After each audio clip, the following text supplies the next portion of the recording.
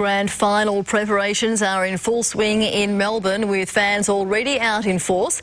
But with the match less than 48 hours away, Sarah Arbo reports the city's fickle weather could play the biggest part. A warm spring day in September, and passionate Hawthorn fans are lining up to see their boys. We love our club and we play to win. The final training run before Saturday's official bounce of the ball attracting a crowd of thousands.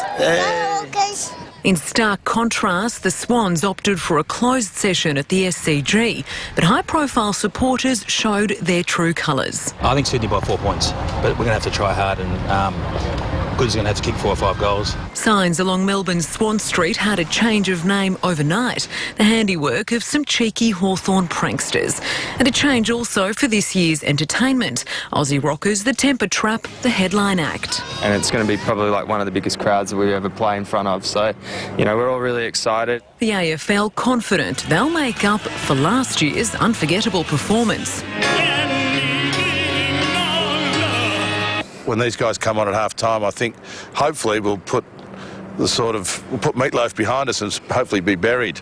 With thunder, hail and 14 degrees forecast, the AFL has contingency plans to move the music undercover. The players, though, aren't phased. It doesn't matter if it snows on Grand Final day. They still hand out a Premiership Cup and they still hand out 22 medals. Rain, hail or shine, Melbourne's Aquarium Penguins have made their prediction. And it's the Hawks by 1 gold pebble over the Swans. Sarah Arbo, 10 News.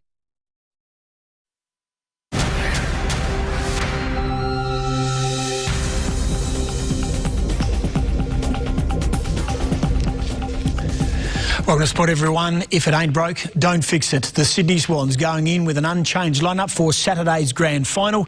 It's a dream come true for former West Coast Eagle Mitch Morton keeping his place. The Swans landed in Melbourne a short time ago.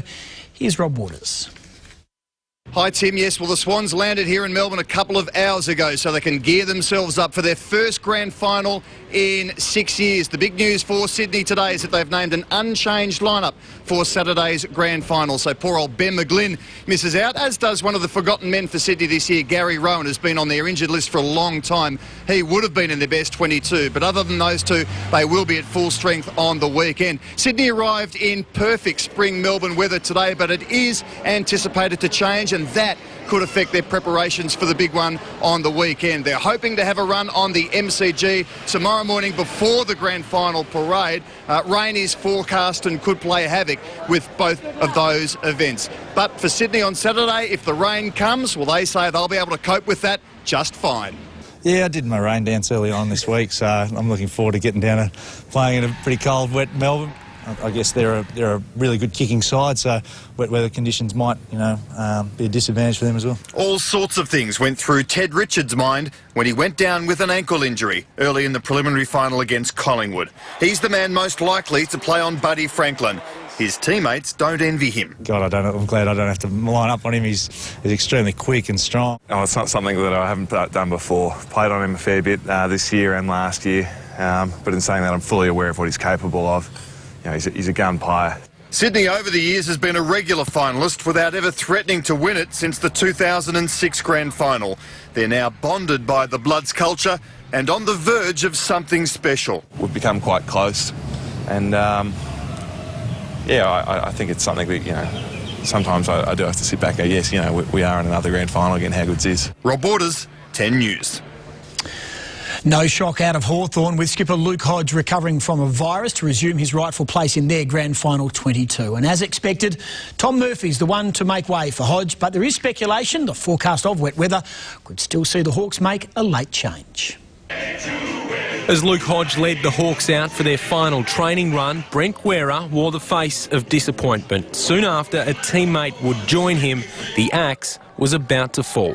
We'll meet after training, match committee, and we'll finalise selection then. So, there'll be an unlucky person for Luke to come in. There was a message to the match committee from one pocket of an 8,000-plus crowd, but it would fall on deaf ears. Just like 2008, Tom Murphy was again dealt the cruelest of football cards. But when it comes to Grand Final selection, nothing is concrete on a Thursday night. We need to actually get to the day, get to the situation and see who's best for this club, and somebody comes 23rd. Today's session was just under an hour and Hodge completed all that was required. A report the gastro which forced him out last weekend had left him underdone.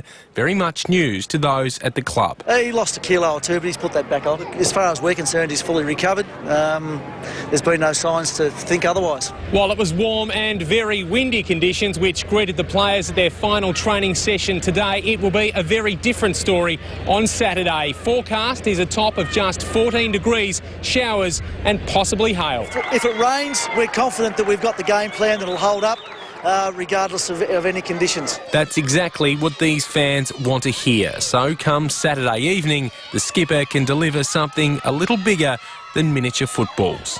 Roger Aldridge, 10 News.